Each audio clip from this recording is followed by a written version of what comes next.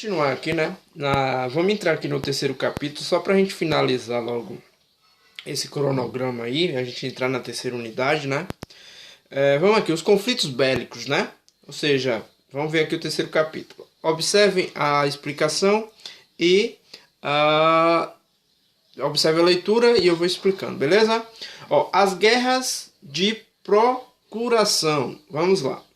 Vimos anteriormente que durante o período chamado Guerra Fria, as duas grandes potências globais, Estados Unidos e União Soviética, apesar de disputarem uma corrida armamentista, evitaram travar uma batalha real, pois ela poderia resultar em um conflito nuclear, causando devastações inimagináveis ao planeta.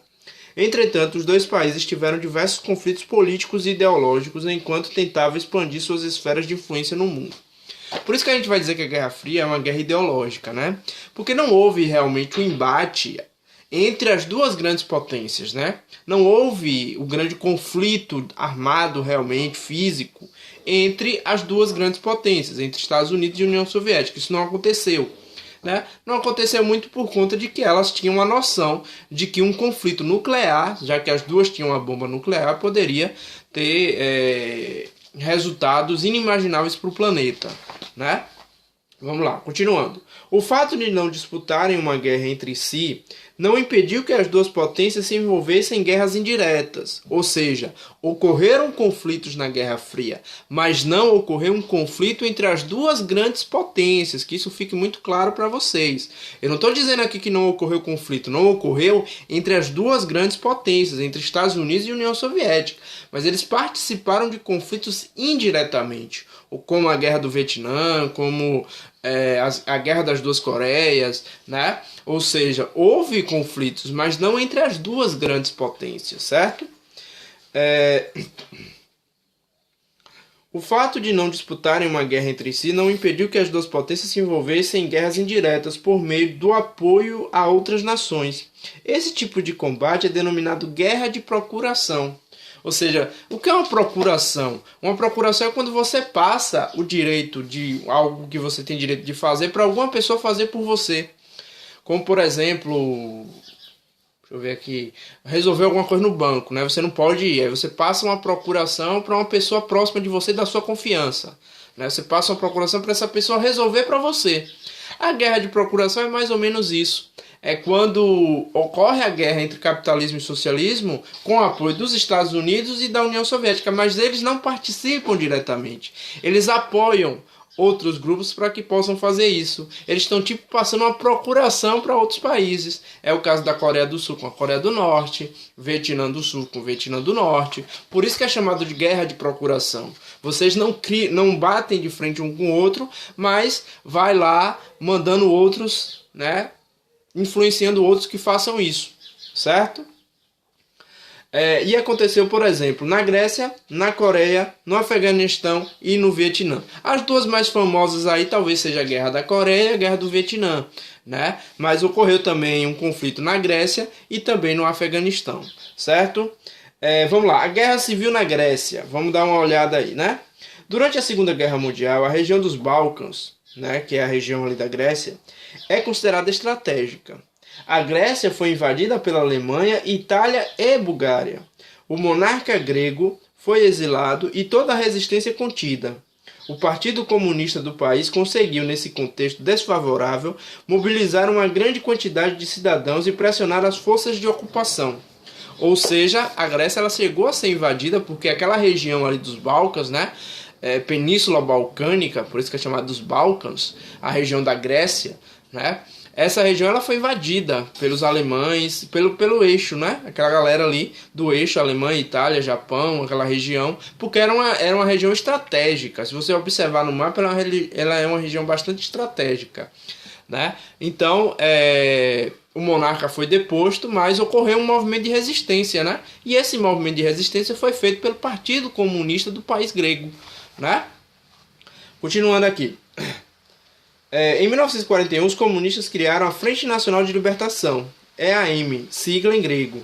Eles tinham como meta organizar a resistência e consolidar a política na Grécia, para que, após o término da guerra, a população pudesse escolher o tipo de governo mais adequado. Enquanto a EAM se preocupava com a política, seu braço militar, Exército Popular de Libertação Nacional, ELAS, sigla em grego, ocupava-se da resistência armada. Havia também grupos de resistências não comunistas, olha a diferença, sendo o Exército Nacional Democrático, EDIS, sigla em grego, o mais atuante deles. Ou seja, mesmo contra um inimigo comum, você tinha dois grupos diferenciados. Um grupo de comunistas e um grupo de não comunistas, né? Logicamente que durante essa guerra, durante essa invasão dos alemães, eles estavam juntos ali tentando expulsar um inimigo comum. Mas quando isso acontecer, logicamente que cada um vai querer dominar o país, né? E aí você vai ter uma guerra entre esses dois grupos, né? Vamos lá. A Inglaterra ocupou Atenas após a retirada dos alemães do território grego em 1944. Lá, os ingleses estabeleceram uma administração interina, sob o comando do primeiro-ministro Georgios Papadreou, né, um nome bem grego aí, que, entre outros objetivos, deveria propiciar o retorno do monarca que estava no exílio.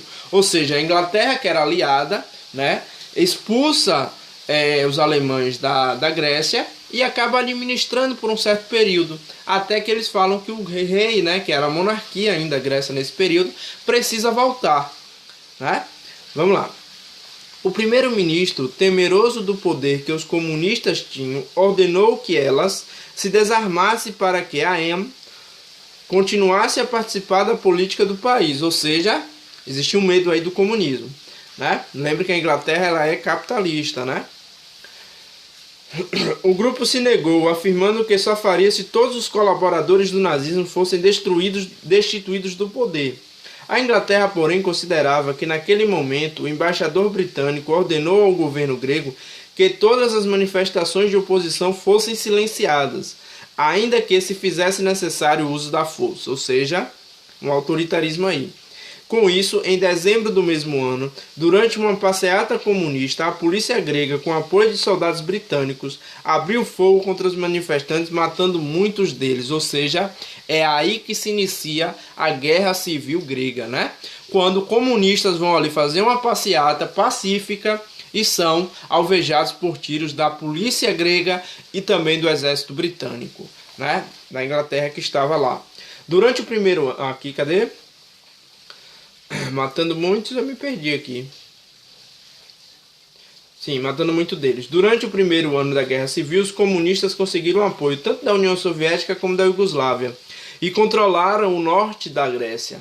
A Inglaterra, que combatia também em outras regiões, gradualmente foi perdendo o controle do governo grego e solicitou auxílio dos Estados Unidos. Olha como as duas grandes potências entram na guerra, né? Elas, na verdade, passam procuração para esses grupos, mas elas auxiliam esses grupos. A União Soviética auxiliando os comunistas e agora os Estados Unidos entrando para auxiliar aqueles que eram contra o comunismo, né? Então perceba, a União Soviética e a Iugoslávia. União Soviética e Iugoslávia que não se davam muito bem, né? Lembrem que a Iugoslávia não permitiu a influência da União Soviética dentro da Iugoslávia. Ele queria um socialismo mais humanitário, diferente daquele socialismo lá de Stalin, né, que era mais rigoroso e tudo mais. Tá? Vamos lá. Henry S. Truman, presidente dos Estados Unidos, o cara que fez a doutrina Truman, né? Presidente dos Estados Unidos, concordou em subsidiar o governo grego. Assim, a Grécia foi a primeira nação a ser beneficiada pela doutrina Truman, né? Doutrina Truman é América para os americanos. Não, doutrina Monroe, que é América para os americanos. Desculpa, estou doido. Doutrina Truman era aquele que ajudava os países que eram capitalistas. Era uma doutrina para ajudar economicamente os países que eram capitalistas, né? Então ele vai ajudar a Grécia. É o primeiro a receber dinheiro dos Estados Unidos como país capitalista é a Grécia, né? Como ajuda estadunidense. Os monarquistas receberam mais armamentos e tropas. Os comunistas foram empurrados cada vez mais para o norte. Em agosto de 1949, o último refúgio comunista foi tomado. E em outubro do mesmo ano, o ELAS, que era um grupo, aí era um exército comunista, se rendeu. Né? ELAS é uma sigla em grego. Né? Ao fim do conflito, o soldo foi cerca de 100 mil mortos e mais de 700 mil pessoas desabrigadas. Os comunistas sobreviventes refugiaram-se na União Soviética e em outros países socialistas. A Guerra Civil Grega representou o primeiro exemplo de interferência ocidental na política interna de outro país no pós-guerra e deixou a Grécia em estado pior do que se encontrava no período final da ocupação nazista. Depois dela, o país ficou politicamente dividido até meados de 1970, ou seja, a Guerra Fria, no caso da Grécia, ela foi muito mais devastadora do que a invasão nazista lá no período da Segunda Guerra Mundial. Ou seja, a Guerra Civil Grega é uma dessas guerras de procuração, né? Em que de um lado tinham um apoio, os comunistas tinham apoio da União Soviética e do outro lado os capitalistas aí tinham o apoio dos Estados Unidos. Então essas são as chamadas guerras de procuração. A gente viu aí, a gente vai ver ao longo do assunto essa guerra da Grécia, a guerra civil, a da Coreia, a do Vietnã, que talvez seja a mais famosa, e também a invasão do Afeganistão. Ou seja, essas são as chamadas guerras de procuração. Beleza?